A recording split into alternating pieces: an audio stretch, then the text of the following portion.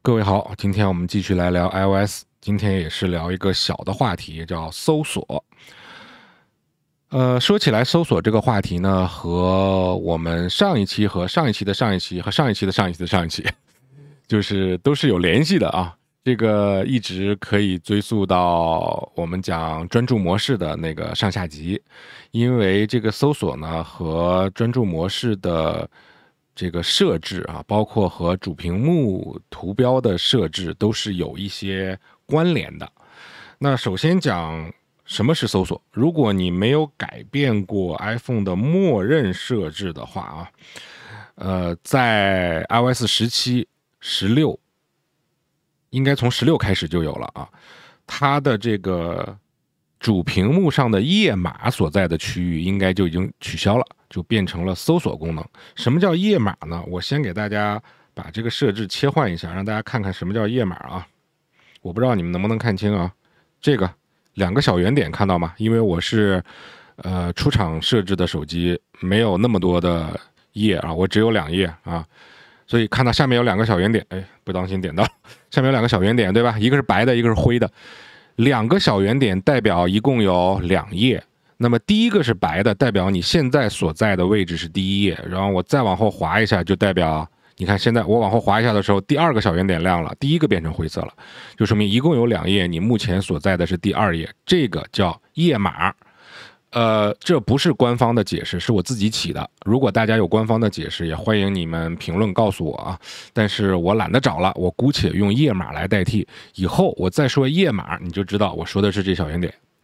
但是你现在如果拿起你的手机，你发现哟我没有小圆点，千万别担心，因为我刚改过来的，我改之前也没有。默认应该就是没有才对啊，那你说不对啊，不是我刚用手机的时候一直有这个玩意儿吗？对，是一直有，所以我刚才讲了，从 iOS 16这个版本，我记得不错的话啊，应该是从16，甚至可能从17开始，具体哪个忘，反正不是16就是17，这2个版本，也就是2023年和2024年这两年的这2个版本，它才改成没有页码了。而你看一下，如果你的手机现在没有页码的话，在页码的位置它显示的是什么？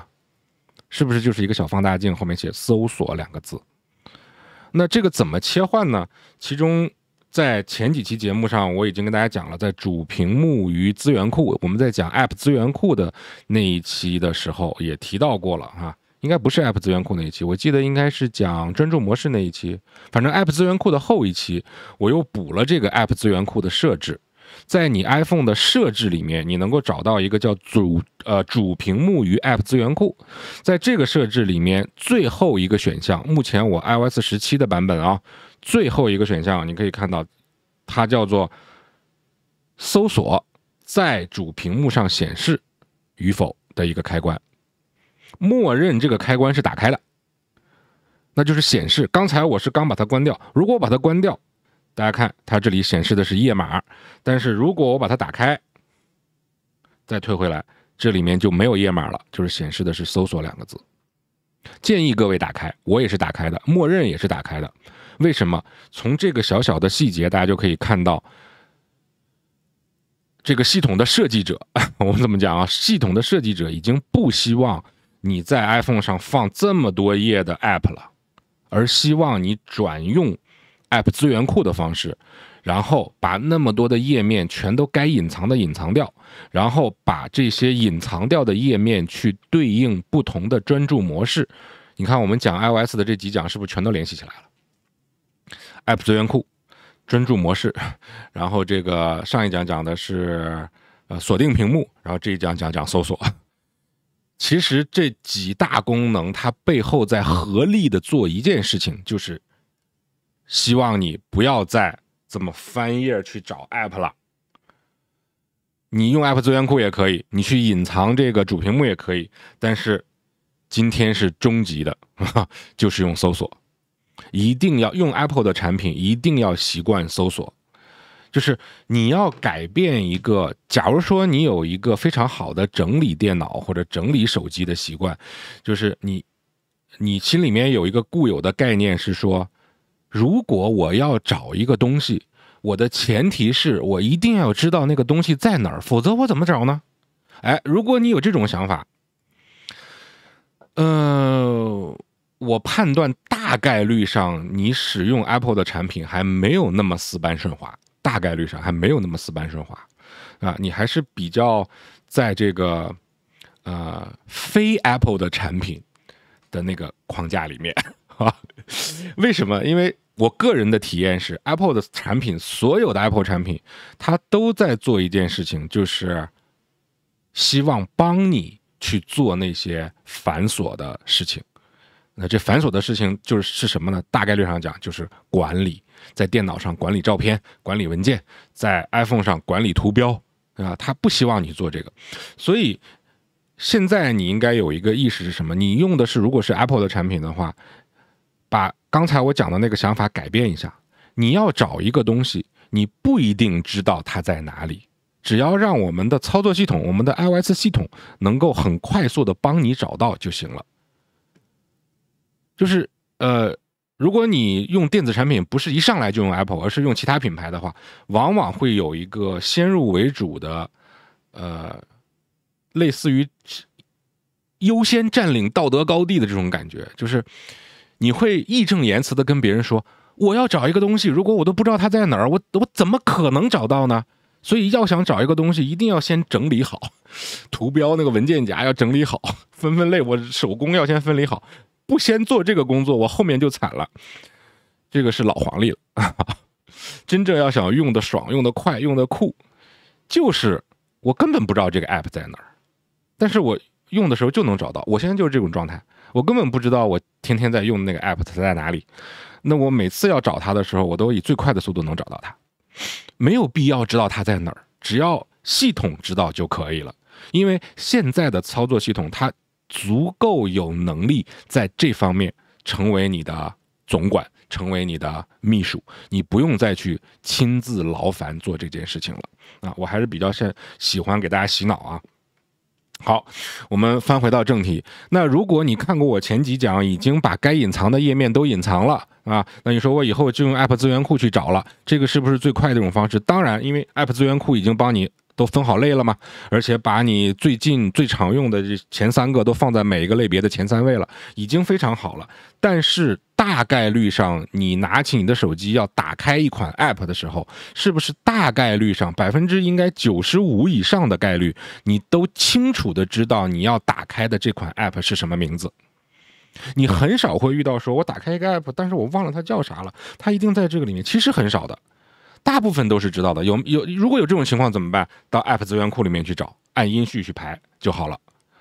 那95%的情况都是你知道这款 App 叫什么名字的。比如说我要打开一个 App 叫文件，我这个手机就2页，我都懒得去翻它。那这个时候怎么办呢？你直接点这个搜索就好了。在搜索里面，你会首先看到有4个或8个图标已经显示在这儿了，就是你点一下搜索，它已经有4个或8个图标已经显示在这儿了，你还啥都没输呢。那键盘在这儿，你还啥都没输呢，点一下搜索，这4个跟8个就来了。这4个跟8个是怎么来的？它叫 Siri 建议，看到吗？它上面有个折叠的按钮，你可以把它折叠或展开，折叠起来是4个，展开是8个。Siri 建议什么意思？首先可以根据你的使用频次来推荐，从你所有的 app 里面推荐4个，我们就不说8个了吧，我就这4个，从你所有的 app 里面推荐4个，你最常用的按照你的使用频次去推荐。也就是说，你正常情况下使用频次最高的那个 app 一定在第1位。啊，其次，光有这个不能叫 Siri 建议了哈 ，Siri 就很智能的建议了，也不能说很智能，就稍微智能一点的建议，对吧？我举个例子啊，比如说有一款便利店的 app。你到这个便利店买东西，可以用这款 app 去积分，然后积分到一定的份额，你可以拿它去兑换一些什么。所以你每次买单，你都要打开这个便利店的 app 去进行一次积分的操作哈。但是呢，你1个礼拜只去1次便利店，也就是说你1个礼拜只会打开1次这个 app。而像什么微信啊、支付宝啊、什么淘宝啊，你是每天打开10次以上。那这个时候，如果你1个星期只打开1次的这款便利店 app， 如果只按频次来讲，它绝对不会排到前4个的。但是你不要忘了啊，我们还有一个地理位置。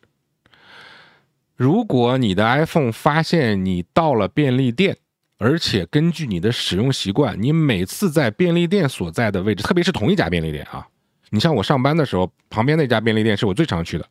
那你每次到这同一家便利店的时候，你都要打开这款冷门的 app， 虽然你一个礼拜只打开一次，但是一年下来，你只要去那儿就打开这个 app。那这个时候，当你进入到这个便利店之后，你只要点一下搜索，这款便利店 app 大概率上就会排到第一位。那我只是给大家举个例子啊，那我们从应该 iOS 6开始就在发布会上有提到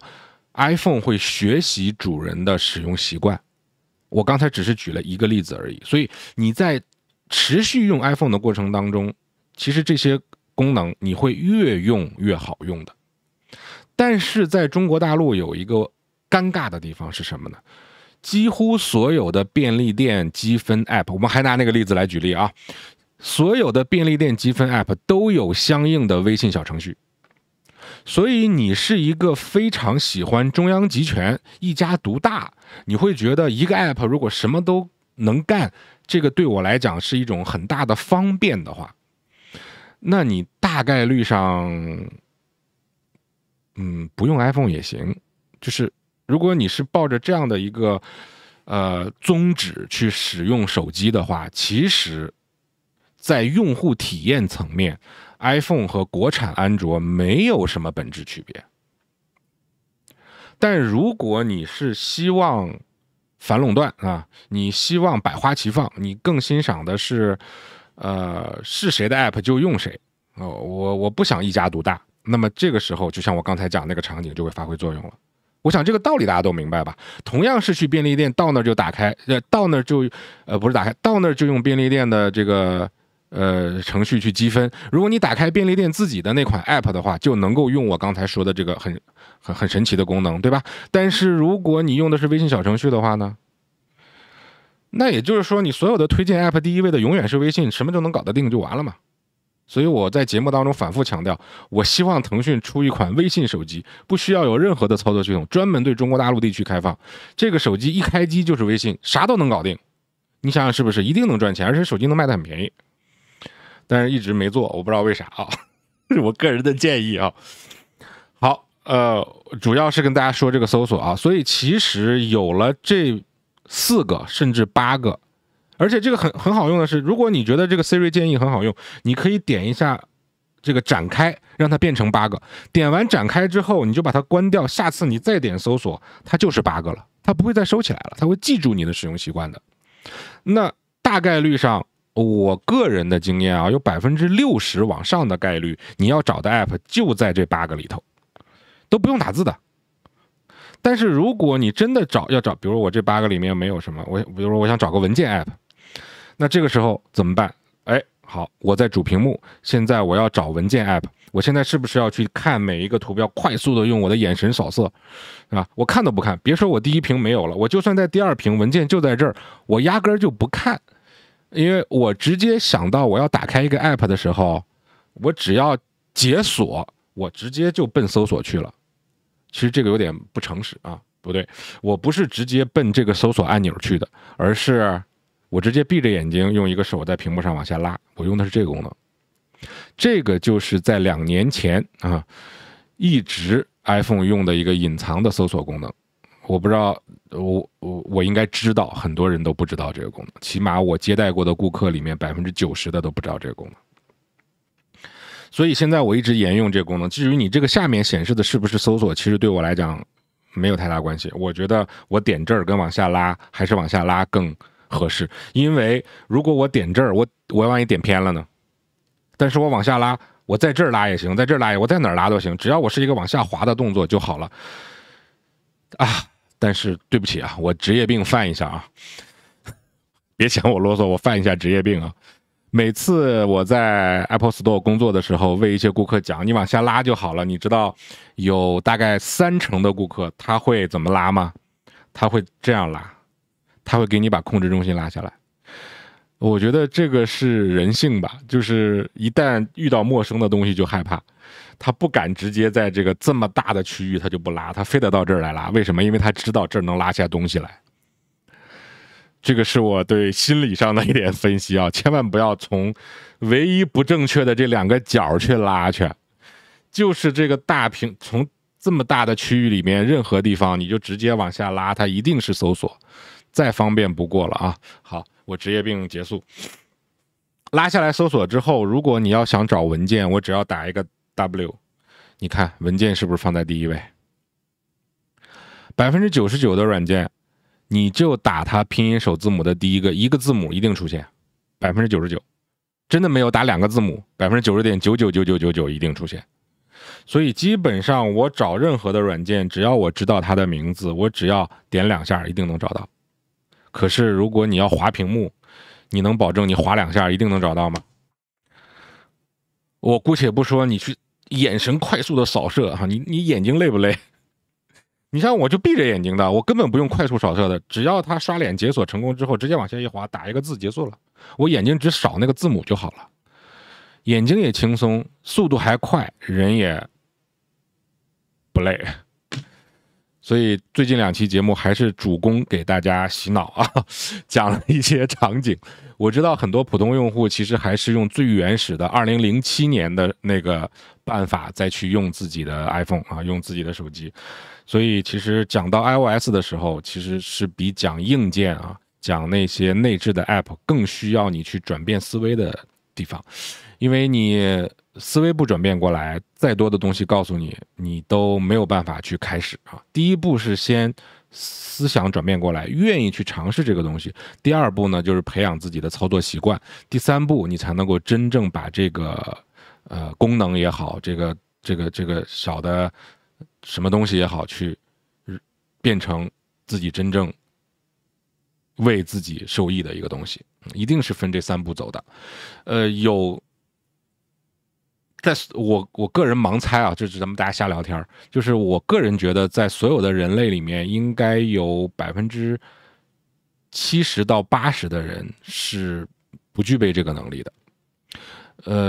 人的天性是对未知的恐惧，只有那20%的人才有探索未知的，就才会把探索未知当成是让自己会开心的事情。那这个可能对于一个手机上说的有点大啊，但是在我10几年的工作经验接触到的这些普通的 iPhone 用户来讲，我觉得这个比例大概是这样，不会太差。所以希望我的观众呢，一定都是那20%的，